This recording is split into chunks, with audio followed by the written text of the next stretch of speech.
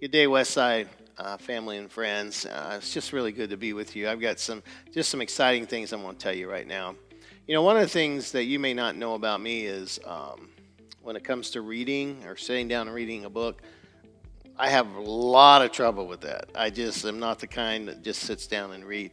But I love to read when I find something that really appeals to me or touches me in the area of ministry.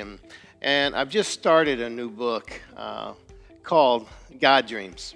And it's really a cool book. And in it, in the very first chapter, the author asks this question that I want to ask you.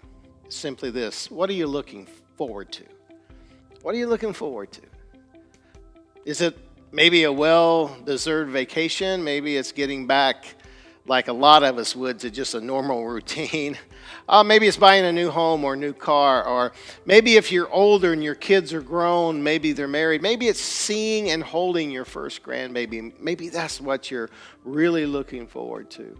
But whatever it is and whatever the reason is, this question reveals a very important aspect for us as humans. And it's this: we are by nature people who are future-oriented. Now, we may live in the present, but we think about and we dream about and we hope for those things that lie ahead of us, those things in the future.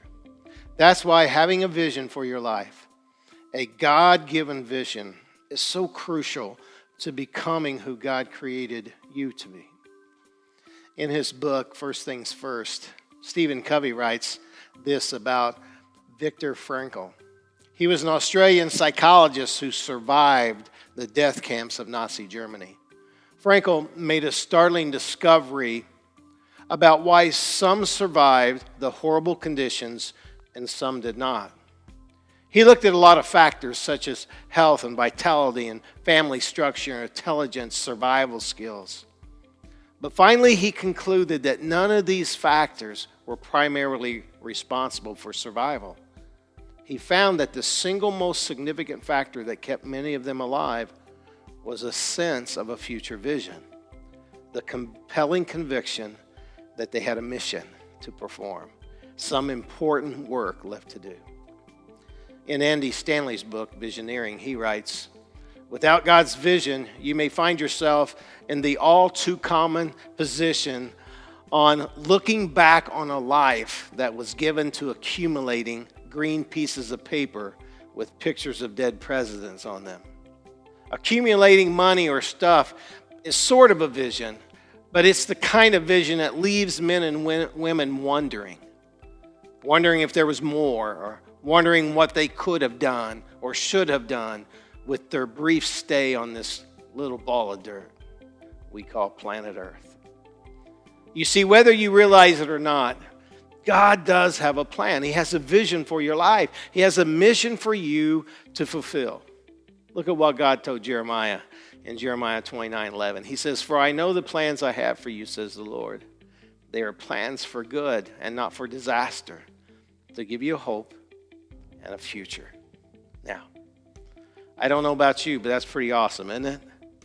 To know that God gives us that future, that hope for that future plan that he has for us.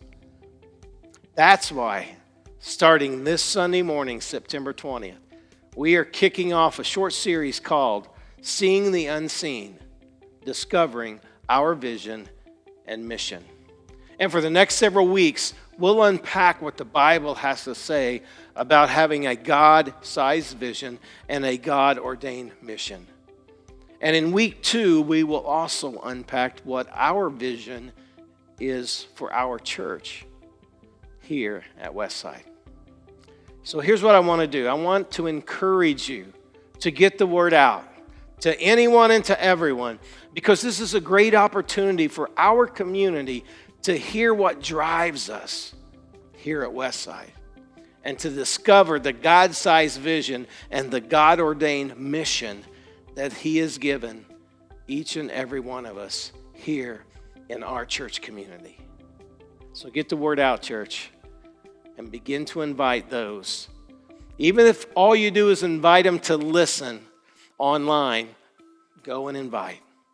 We're looking forward to it, and I'm looking forward to sharing with you what God has for us as a church.